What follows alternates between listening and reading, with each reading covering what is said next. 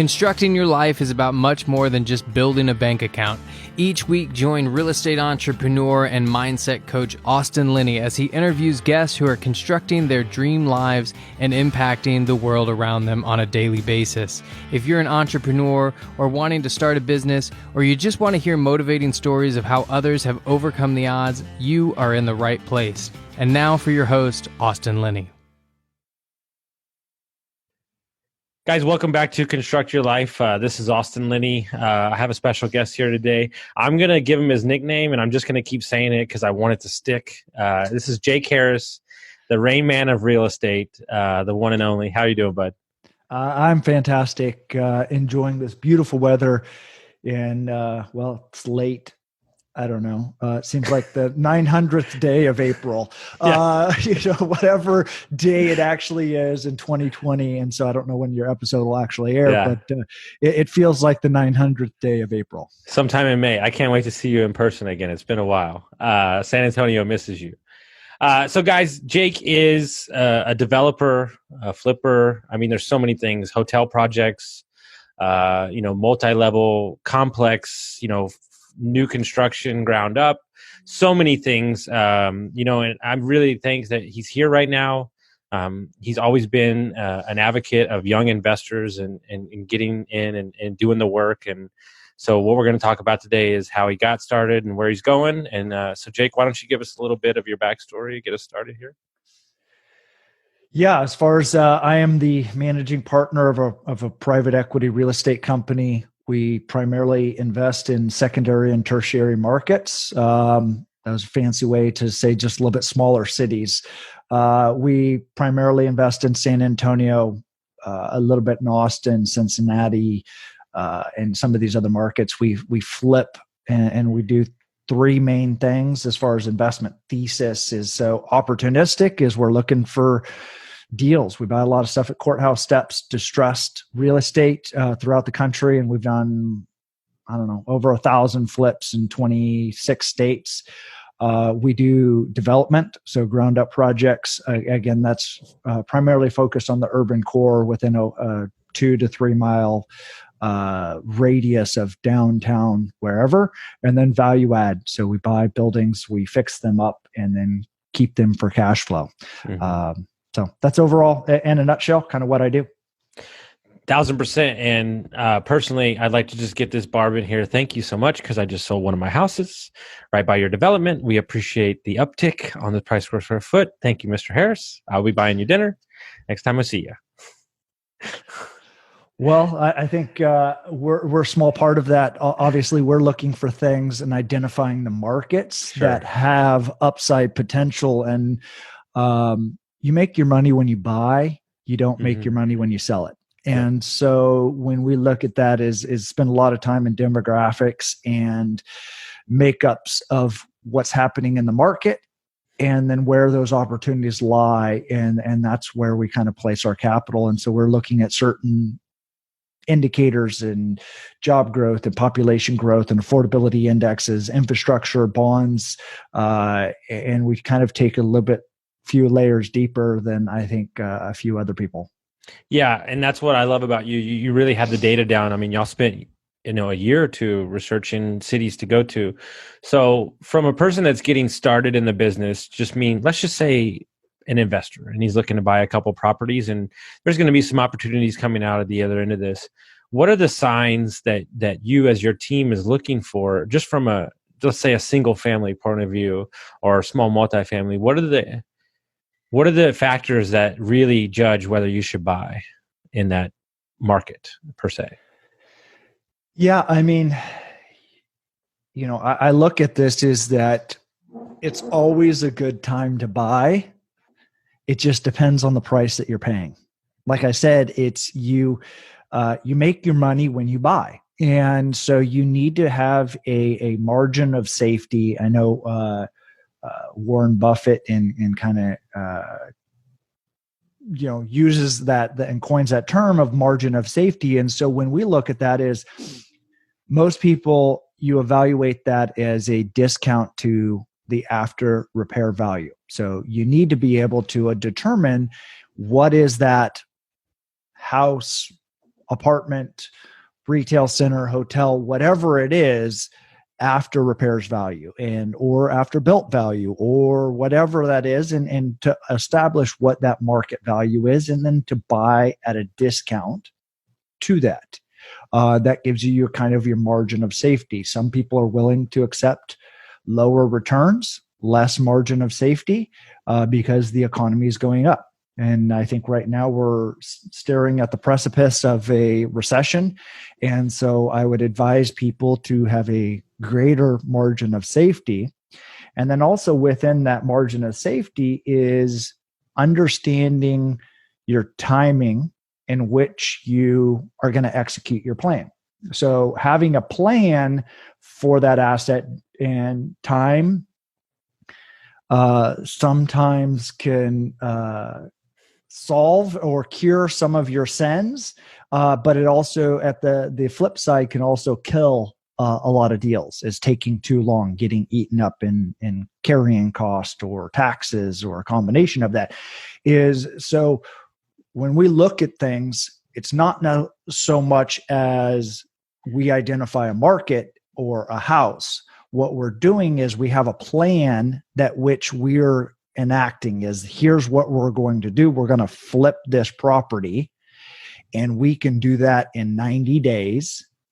What is that value in 90 days given X, Y, and Z? And then we have a margin of safety, and you're going to buy it at a discount to that market value minus your repair value or just a timing factor.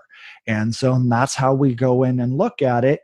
There are certain things from a development standpoint that we're looking at for markets.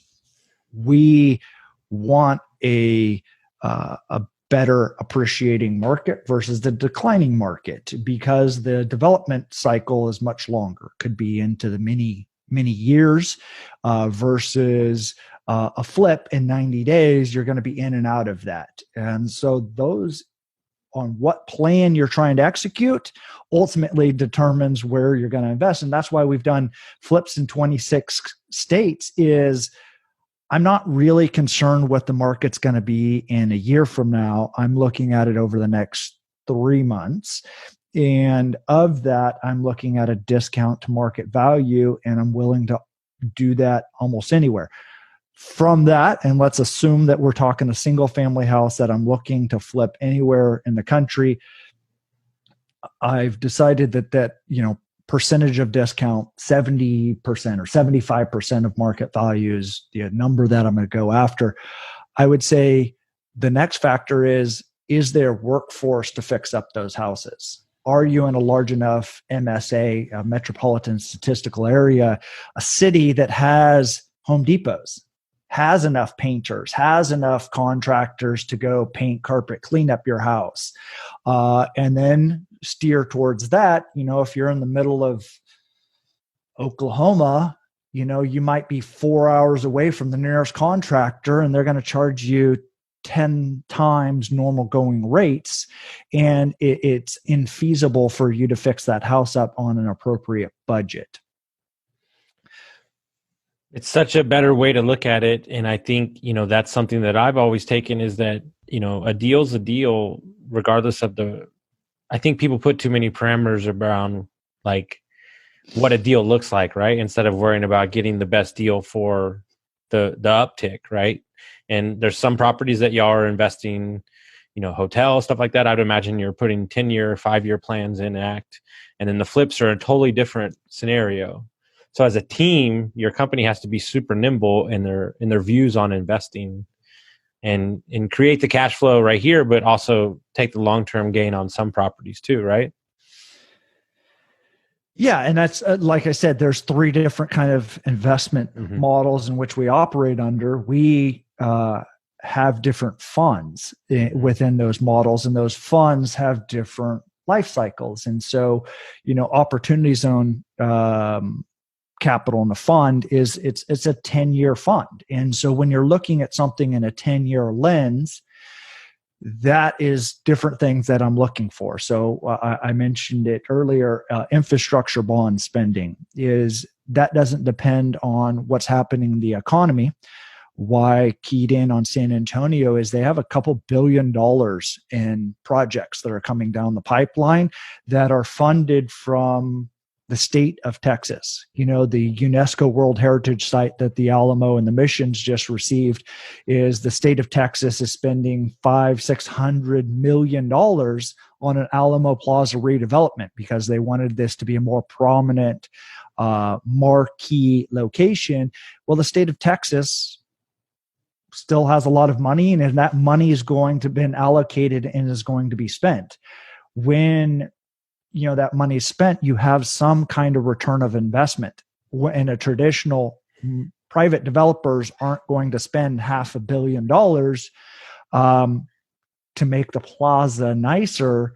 But the state of Texas will. University of Texas San Antonio putting a new downtown campus, tearing down the old detention jail facility. And so what you're doing is you have a jail being torn down and a university and a new school of cybersecurity and the College of Business being relocated to that campus.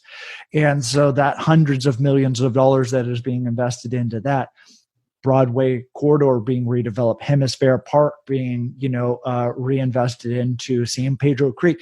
And so when you line up all of these things, is that money does have a return. And so if you're looking at trailing data sets of what was office 5 years ago, well, it's not accounting for what's the future is going to be is some amount of money, then there's going to be some return on investment. And so when I look at that as cities that are putting in money in streetcar programs, park redevelopments, just, projects as a whole that don't depend on, current normal private developments, because private developments, a new hotel announcement can or cannot happen depending on the economic factors. And so all of a sudden you have a black swan event like Corona, COVID, all of a sudden you go, I'm not going to build my hotel right now. But the state of Texas is still going to spend that money on the Alamo Plaza redevelopment. Mm-hmm. They don't depend on the economic factors of whether they're going to do that. So that's why and how we invest into things that on a 10-year lens, if that happens, because government projects are notoriously delayed. So, but if I say, hey, they were going to do that in 3 years, but they end up taking 5 years, within a 10-year lens, I'm still okay with that. And that's where I factor in those, what lens, what plan am I trying to execute, to then what is my comfort level of moving forward. If I'm planning to exit out of something in the next 24 to 36 months, I probably killed that project or needed a pretty big price concession because the market has changed. And I think we've taken a big discount to that within this current Corona COVID state. And do you think, from your point of view, obviously this is just your point of view, do you think a lot of people get in trouble and over leveraged in real estate because they don't stick to their plan or don't have one altogether, and they're buying for ego, or they think, well, if I made 20 grand, if I bump up, like I think this happens a lot. Oh, I made 40 grand, but if I bought this house, then I could make 60 grand, because they're not sticking in. I'm guilty. I'm just saying, like, do you think that's a lot of why, like, as a team, like, you have a plan and this is where you stick in, or is it okay to kind of wishy-wash your stuff when you're investing? Yeah. So obviously that's, I 100% think people don't have a plan. They don't have, their, buy model. They're, I use that term, the buy bucket, or we have a certain set of parameters that we're willing to buy in, and that it allows us to move quickly on the deals that do make sense to us because we've already vetted them out. There's oftentimes you'll hear, part of my team, I have an acquisition manager. He's cursing at the computer, and he's like, obviously people don't want to make money. And so that margin of safety, so where what's happened years ago and recently, as you go to courthouse steps, trustee sales, foreclosure process, and we're sitting there and you're risking maybe $200,000, $300,000 cash to make $20,000. Well, that's a very low return on a $300,000 investment. And so when we look at that, it's like, it's just not in our margin safe. Other people, they're just looking exactly like you said. I want to make 20,000 a deal. I don't care about those percentages. If I could lever that up 100% and it's infinity return. But what happens is there's cycles in real estate. It comes and goes, and you don't know. And what is this current Corona situation is not unprecedented because there's been, think of it and just call it disruption and market, and decline in the market. There has been disruption before in business. Netflix disrupted Blockbuster. Blockbuster said, yeah, right, that's not going to be a thing. And now look at, they don't exist. Kodak, Timex, there's lots of examples of when disruption has quickly and rapidly changed the environment in which we're in. So has a disease or virus like this shut down the world? No, that hasn't happened to this tune, but disruption has happened before. And you need to plan and put in that kind of margin of safety that there is some form of disruption. And if you get over levered, sometimes you get wiped out when you don't have that stuff built in. And I just posted a quote earlier today. I love it. I saw it right before the interview. Yeah, it says, the best time to be investing is when there's blood in the streets, even if it's your own blood. If it's somebody should make a picture of that, and that would be the shirt every investor would wear. It's because really, what is investing? That you're trying to take advantage of future benefits. It doesn't matter what happened in the past. Like, the past helps you maybe determine which direction things are going, but the reality is past performance is not a direct reflection of what the future is. And so if you're an investor, you're looking to try to take advantage of the future. And so when you look at that, is when the market has a pullback, 10, 20, 30, 50, whatever percent that is, then that's probably a good time to be investing, regardless if you just got kicked in the teeth or not. Perfect. The scary thing is, because I'm ADD, I have two stories. I'll get you to tell that one at the end. Sure. I heard on a webinar, but I think this is a perfect switch. And this is funny because I just had a talk with this investor I help. What is the mindset that you've created as a company and within yourself? And we're going to transition to mindset and all that stuff, that you are comfortable with letting revenue or a deal walk away and knowing that there's more deals. Because the same thing I hear from every investor is, well, if I lose out on that deal, where am I going to find that other 20 grand? If I fire that client because I hate him, how am I going to replace that income? Because they can't, I'm just talking about abundance. Where was that cultivated? What are you telling yourself? How do you live in a fact of there's always another deal around the corner? And that's the number one problem I hear from every investor. Yeah. So that's hard to cultivate. It's something that you need to see the more time you're in real estate or business investing or kind of, building that, is the deal of a lifetime happens about every other week. And so understanding there's different factors that go into that. So that deal of that lifetime, and a deal of a lifetime for me may be a terrible investment for you. And that's the other thing, is it's not, and deals are not one size fits all, as far as that's the big thing that driving in is to understand what is right for you what's right for your execution, what's right for your risk factors, your ability to weather certain storms, pullback in revenues.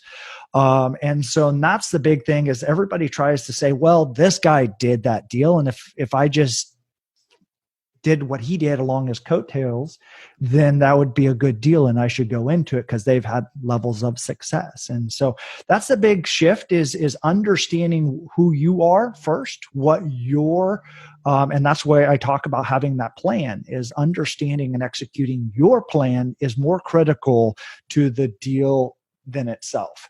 Obviously, and as you get down the road, what I love about real estate is that you have a ton of ways to be creative about how to structure these deals. Deals and the terms can change throughout the course of it. As you're buying it, as you're refinancing it, the way that you can change adaptive reuse of projects. And so it's a process of reading a lot of books, getting experience to more deals, being associated with other people that are doing these that helps you change that mindset. And we were kind of talking earlier, one of those big books that's now probably on my top 10 or 15 is James Clear's Atomic Habits. And it was talking about is sometimes you don't like what you're doing. You don't like maybe the client. You don't like responding to the information, the filling out the report, the weekly report. You're doing these other things that you just kind of don't like. But you think about that, and we talk about, Kobe or Michael Jordan shooting free throws, thousands and thousands of free throws every single day, practicing that, elbow jump shot and then hitting it over and over and over and again to developing a level of mastery is you don't have to like everything that you do. And so from that, and for me, that was a big kind of aha, because there was times I like novelty just as much as anyone else, an exciting new project, but then to be able to grind and do the same thing over and over and over and over again to develop a level of mastery. Now, how does that, tap into mindset? Well, the mindset, and I believe that is everything in this world is a construct of human imagination. Think about this building that I'm sitting in, this Zoom software program that we're utilizing, the cars that are out on the street. Someone thought about that. Someone stood there, for this particular building was about 100 years ago, as they sat down and said, you know what? I think that needs to be a building. And it needs to look like this. It needs to be this tall and needs to be that. And they sketched it out and they drew it. And it was an idea before it became a reality. And so when you realize that everything, kind of like the Matrix, is just comes from a thought. You think about it, you can create anything and everything in your life that you can, your podcast, construct your life. So I remember years and years ago when I told my wife I was going to do private equity. I was going to do this private equity real estate company. And she said, well, how do you know how to do that? And I said, well, I'm going to read books on it. Somebody's already done it. No one was born an astronaut, but you can figure out how to do that by putting in the time and efforts to go through those steps and mechanisms, and then create is what is your plan? What is your story? What is your ability and your mindset? And I just believe in Carol Dweck and Angela Duckworthy, or the grit and mindset is that you can learn anything if you're willing to put in the time and effort to do that. And that's where it comes into where the deal of a lifetime happens every other week, is the fact that these deals are going to come through, and it might be a single family house. It might be a hotel. It might be a combination of that, the job that you dreamed of, whatever that kind of looks like, but it's unique to you. And the more that you have some of your own plan figured out, the more you have the ability to execute on that when that opportunity presents itself. That was gold, guys. Rewind that. But one thing I want to say about you is that there's something I noticed about your personality, and it's just secondhand. Like you love growth, and like you've seen me over the couple months, and like I know you like when somebody gets their hands dirty, takes action, and that's what he's talking about, guys. He's talking about, you didn't know what you know now, right? There was a young Jake that had to read, and you talk about that all the time, just knowledge level and getting around those right people. I think proximity is power. I know that my life's changed a lot since I met people like you and Jake Harris and Templeton Walker, and it just takes your mind to a different place. And so from a young guy that's getting started, like how do they earn the right, as Matt would say, to be in your space? What do they need to show up and do? And what mindset are like you looking at for like team members that come in and work for you? Like, cause it's different. You're the boss, and like everybody may not be at your level, but like, what are you looking to see from people that spend time around you and work with you and stuff like that? Like, who do they need to become is what I'm asking basically. Well, I think attitude is the most important thing. And like you said, is action is, I've had, I don't know, probably into the hundreds of people that have asked me these questions. How do you do this? How do you get to this place? And the reality is there's only maybe a handful of people that have ever really taken the action. You can kind of lead the horse to water, but you can't make them drink. And sometimes that was, when I was younger, I would be frustrated with that. There's people that, I loved trying to get them to see the light and to do this thing. And, the older or wiser I've become is that's not the right path for them necessarily. Sometimes you have to discover your own path. And oftentimes when people tell you to go this path, it is because that's their path. And so when I look at this I'm willing to give people, some initial insights and things that kind of helped, get me to those next levels, from what, and then to garner more time is how are they doing that, creating and taking action? Are they, have a good attitude, that's willing to do that things aren't necessarily beneath them. And then, adding value. And so when I look at this is, years ago, I was out of the Army. I was bartending at a country club. I wanted to be around in that proximity of people that were successful. And I didn't have the $75,000, membership, initiation fee and the $1,500 a month that it costs to be part of the country club. But I was willing to take a job there, and I worked and I learned, and I went to school to become a bartender, and kind of convinced my way into talking to somebody that talked to somebody else it's not very hard to pour Coors Lights. You don't need to go to very much schooling for that. And those were like, the reality is like, I had all these wild concoctions of drinks that I knew how to make, and 99% of everyone just drank Coors Lights. And it was like, oh, this is pretty easy.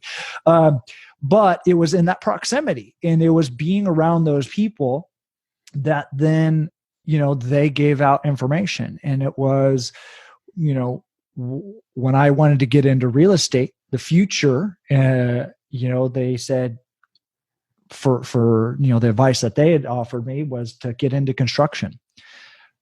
Construction and the people that are in the trades have the shortest learning curve because they know what stuff cost. They know how things go together. They know the sequencing of them. And every contractor wants to make as much money as possible.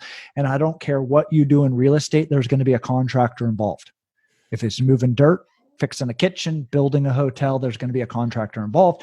The more intimate knowledge you have of the construction space, the more a leg up that you're going to have on other people. And so they said, go in and start doing construction.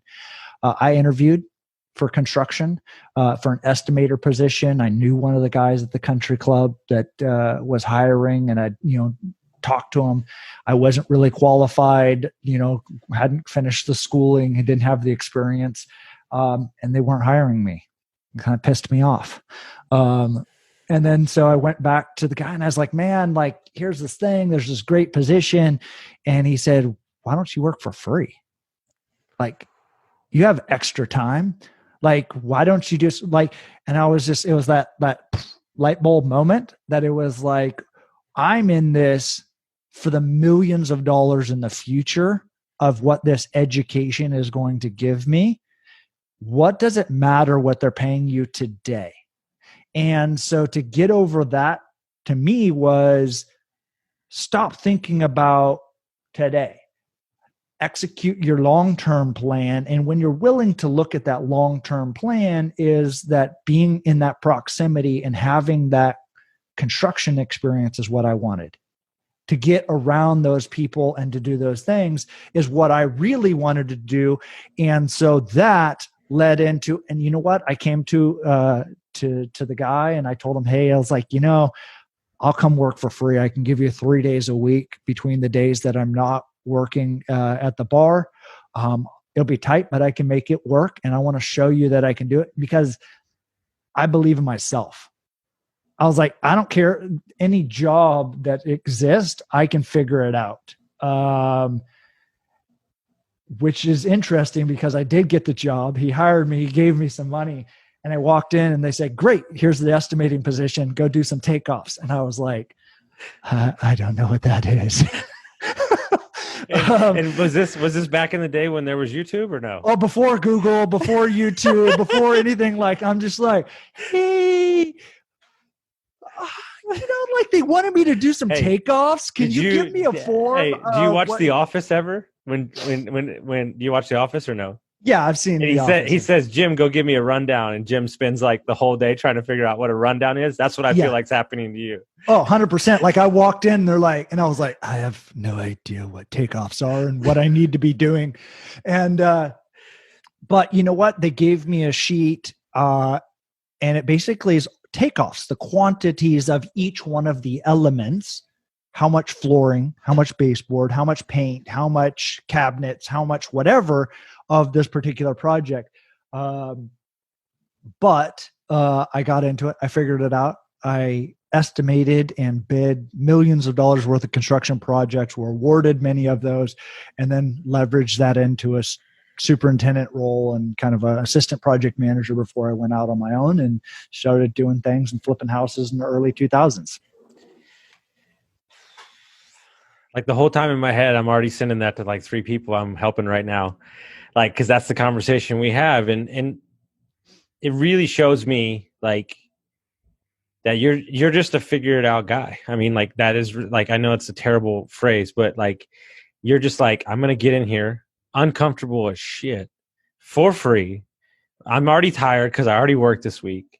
And then look, what's happened. And I'm sure that, it's been a long road but like, I would imagine having the unique experience of seeing it from the inside out that allows you to assess flips and just your business as a whole. You can catch things that I would imagine other guys that haven't done that probably don't, that stuff doesn't slide by you.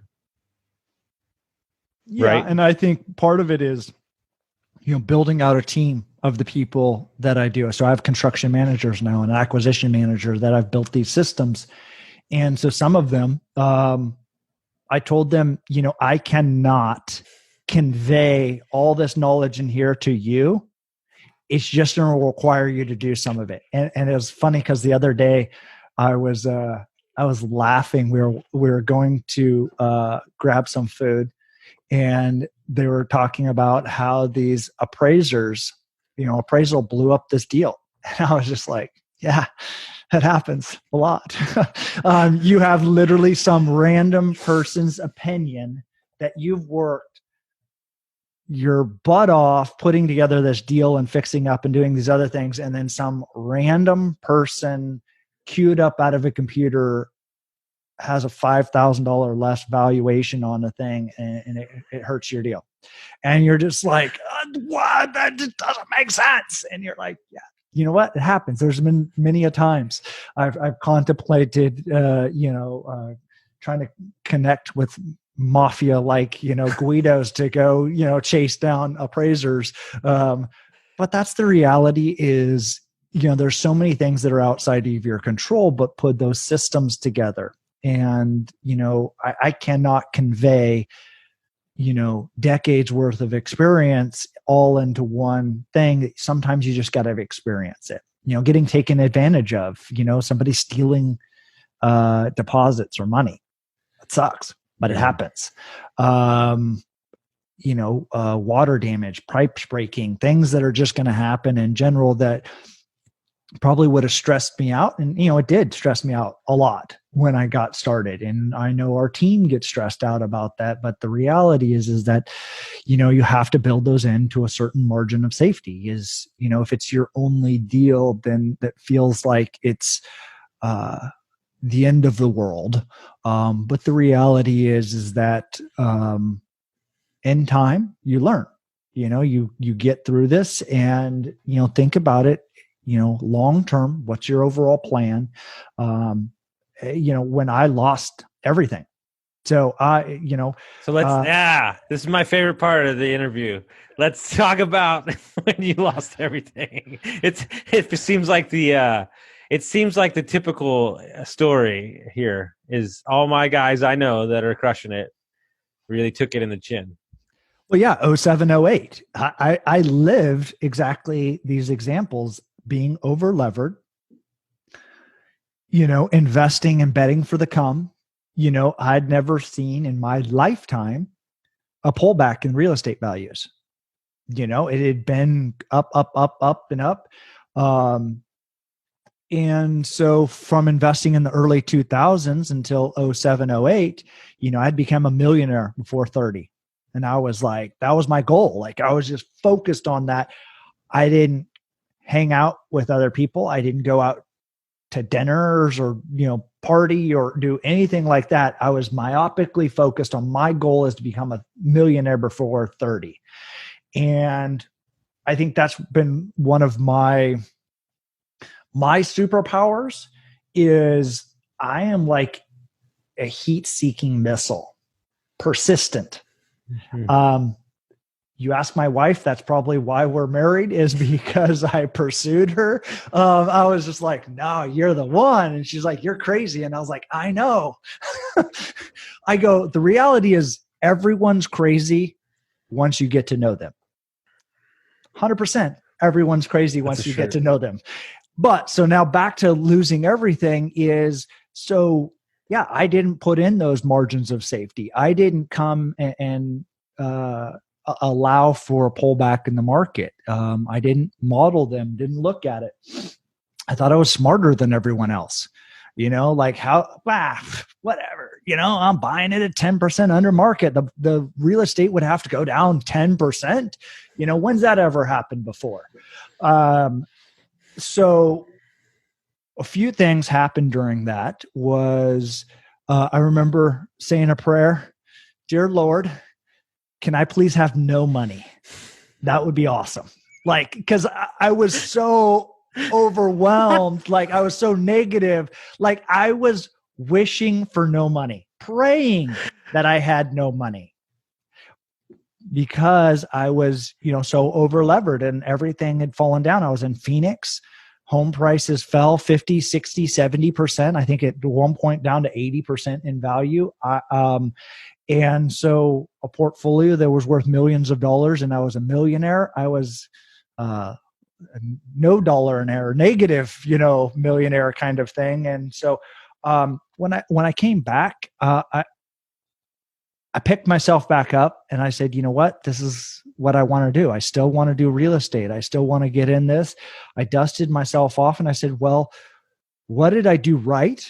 And what did I do wrong? And it was kind of this introspective kind of look at myself as an individual. And the reality is how much those relationships that I kind of neglected and I didn't foster was what I really didn't, develop and foster over that time period. And so while I was transactional and becoming a millionaire, I felt like I was bankrupt in other areas of my life as far as my health.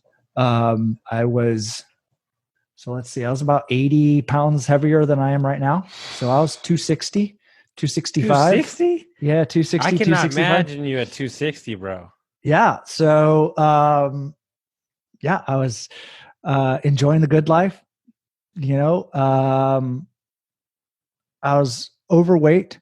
I was kind of an ass to family, friends, relationships. And, when I looked at that introspective is that, hey, I need to kind of retool a lot of things in my life. And so I went back and I went back to school, went to, to grad school, part of the thing. So I end up getting a master's degree in international real estate and finance because, I said, hey, this is what I want to do long-term.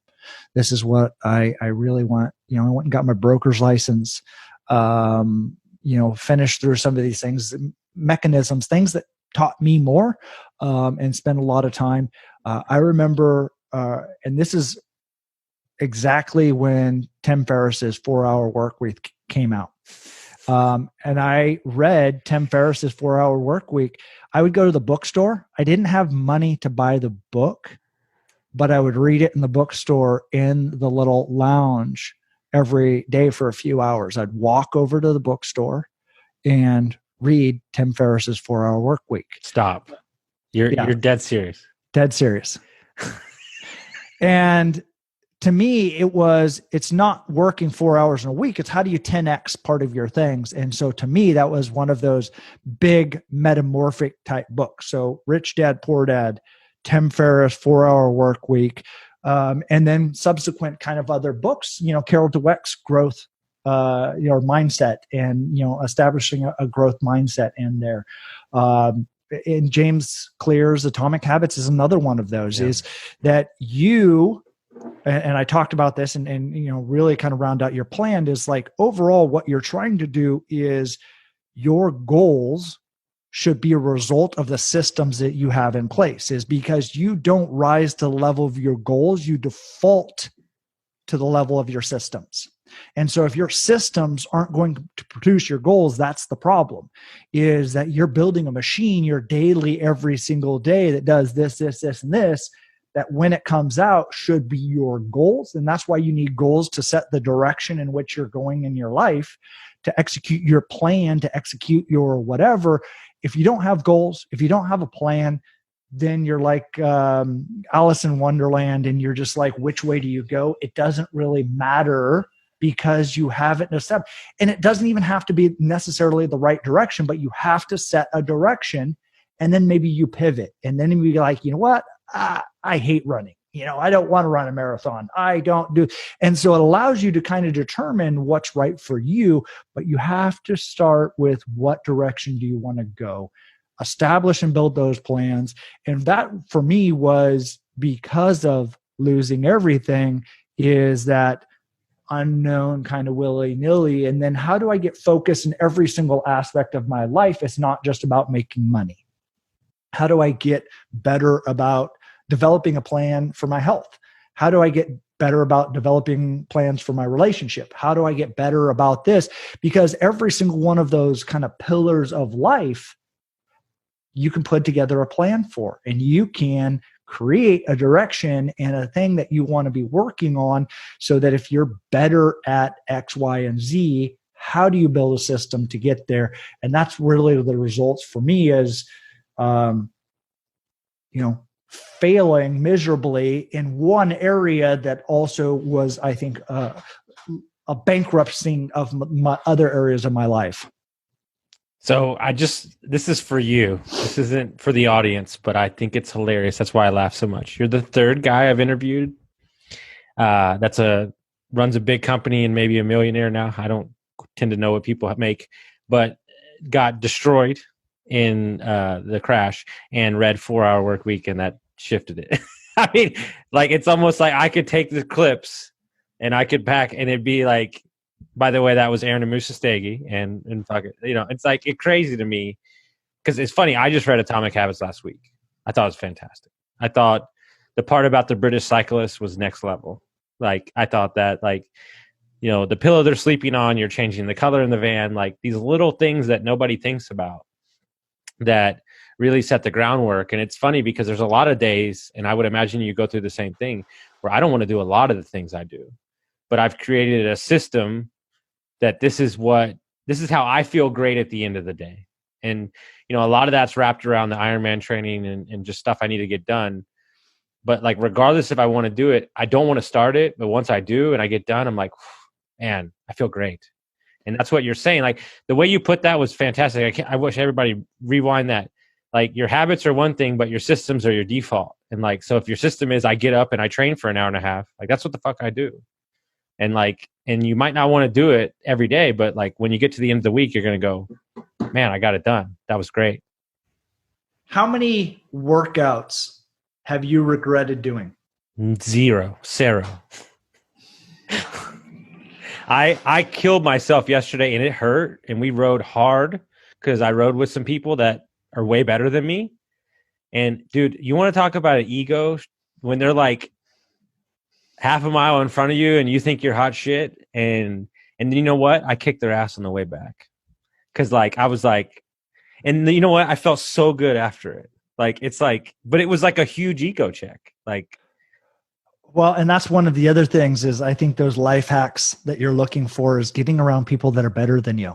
yeah. You know, and that's been the next kind of evolution beyond once figuring out, hey, just some of these pillars is playing bigger, is getting around people that are doing it. And at the end of the day, you'll look and say, man, those guys are putting their pants on one leg at a time. Mm-hmm. You know, these guys, and there's been several people that I've been around that I was just like, hey, damn, like what? Like, I'm smarter than that, dude. How the hell is he like 10x more successful than I am? You know, like, what is going on? And so that's where it also comes back to, we 100% limit ourselves. We're self-limiting. Is when I talked about at the beginning of this is everything's a construct of your imagination. Whatever you believe is the reality. Mm-hmm. And so what happens is, being around some of those other people is they just believe something else about them. Mm-hmm. They believe something about themselves. They believe that $100 million deal is normal. They can easily do that. And so when I've got around some of those people where I was just like, wait, you don't dig into the level that I do for the same flip, and you just kind of do these other things, and you're doing like $100 million deals. And I was like, so, and there's often a quote that I reference that someone is doing exactly what you want to be doing with less because they just tried to do it. Boom. And I was like, there's people that come to this country. I have a lot of friends that are immigrants that come to this country with no money, with no family relationships, with no anything. And they just go out and they go do it. And they get just through hustle is they're willing to kind of put the chips on the table. And I feel like that's one of the biggest things that Americans have as a disadvantage to them is they're too soft. They're too comfy. As they're butter. Butter. Yeah. And it's showing itself right now. Soft as a freaking butter.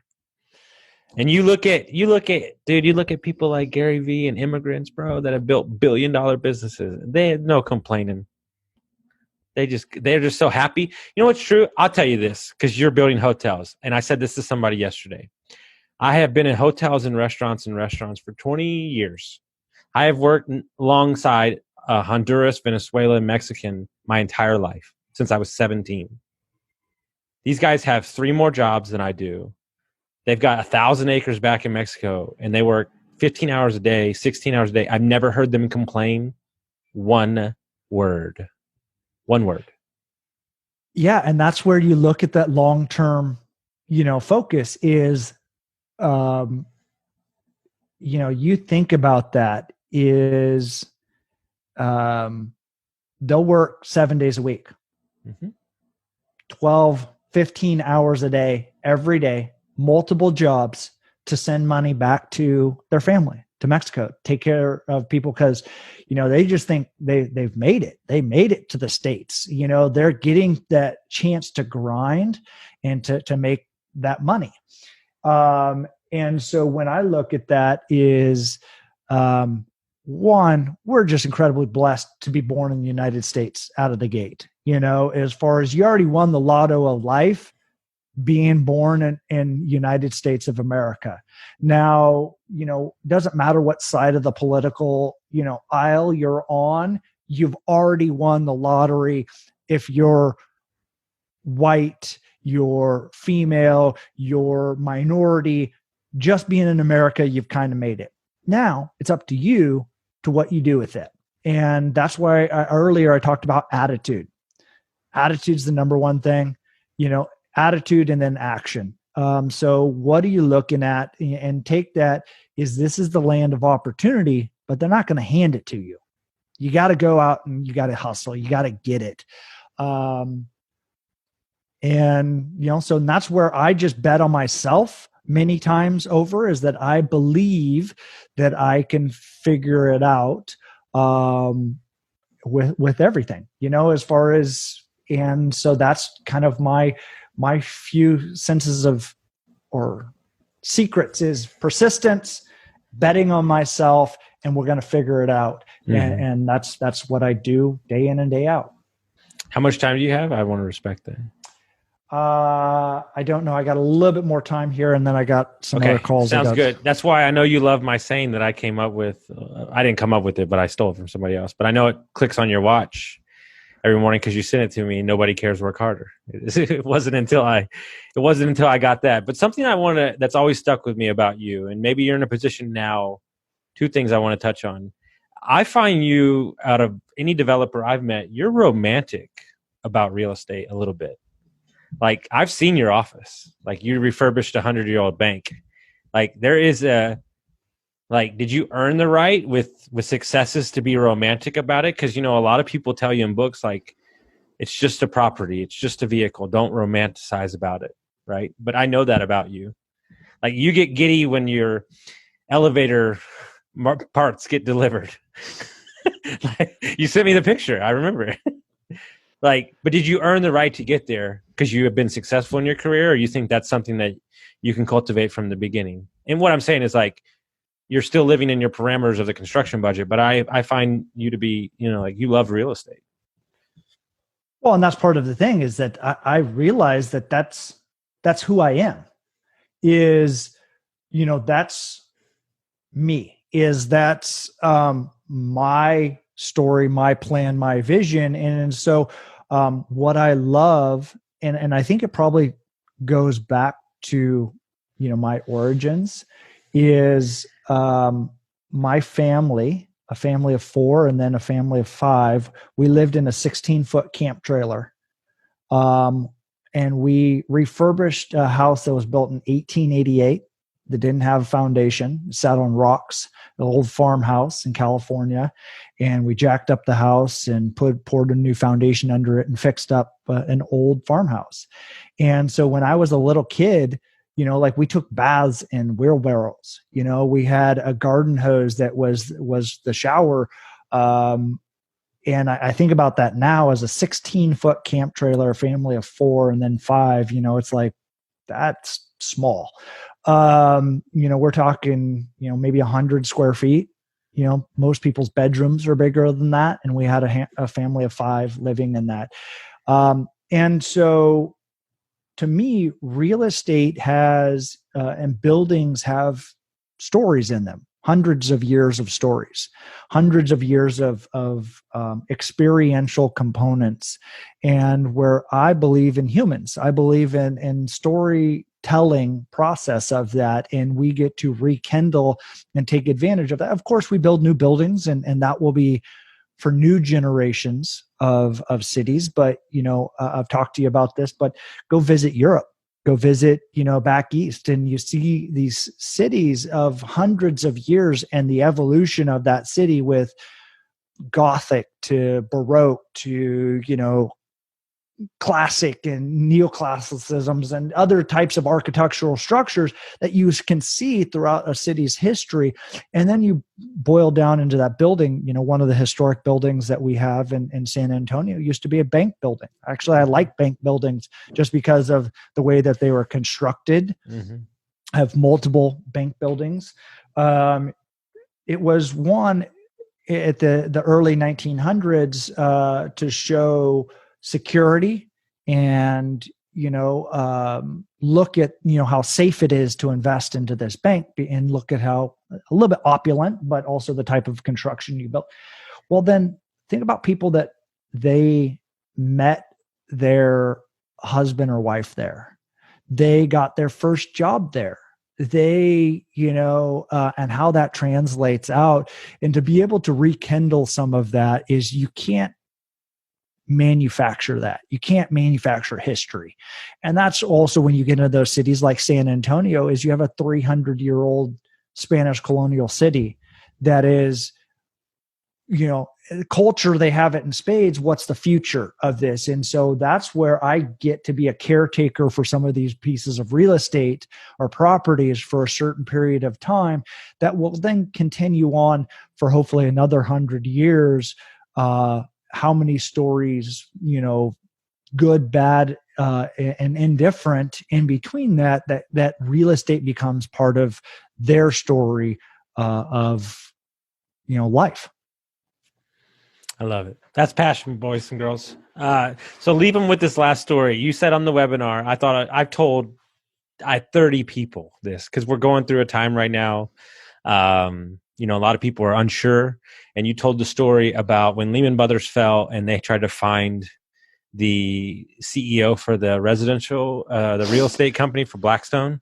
Yeah. So and John that was Gray. like such a point in it. Like, I got off the call. I was like, holy shit, we're going to be all right.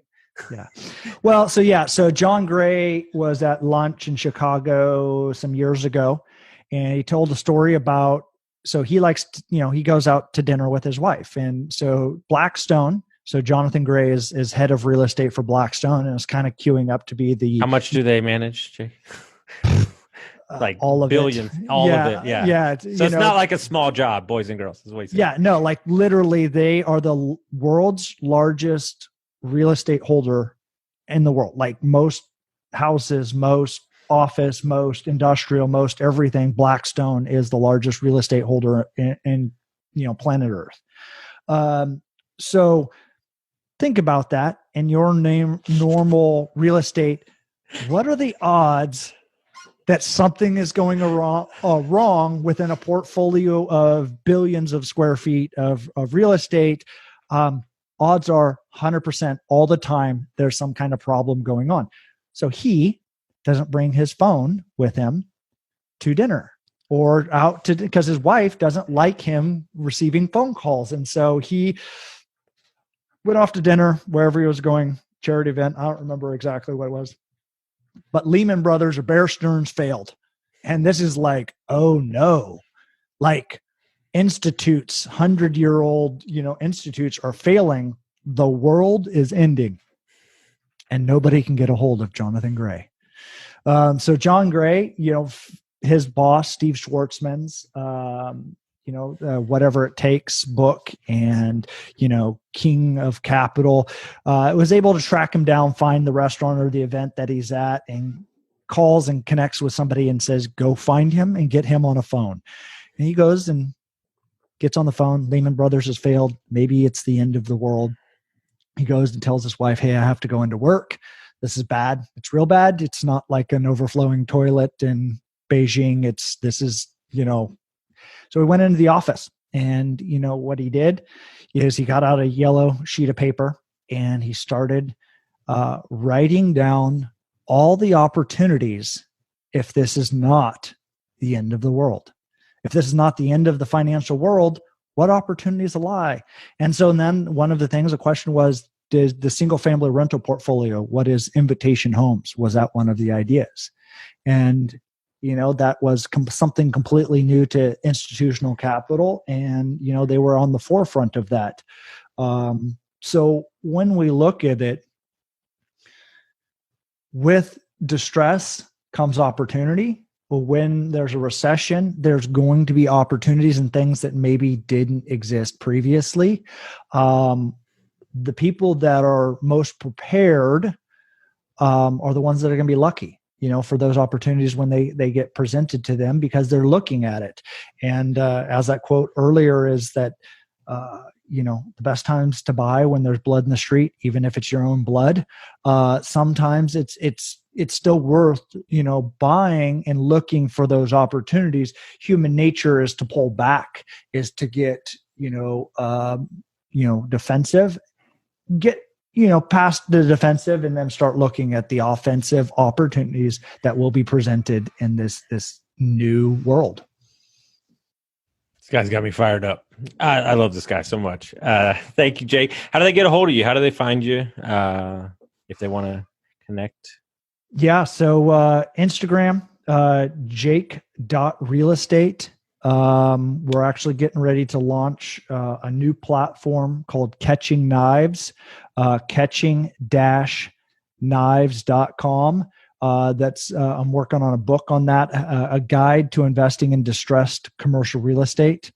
And then we'll probably, launch a podcast with that later, as far as do a couple different seasons focused on real estate, debt, businesses, and other things. So all that information should be there. And I mean, I share most everything on that Instagram, jake.realestate at Instagram, and Harris-Bay is my parent company, what we do all day, every day. All right. And we'll put those in the show notes. Jake, thank you so much, guys. And if you like this, share it, send it around. But thank you so much, Jake. Appreciate it. Thank you, Austin.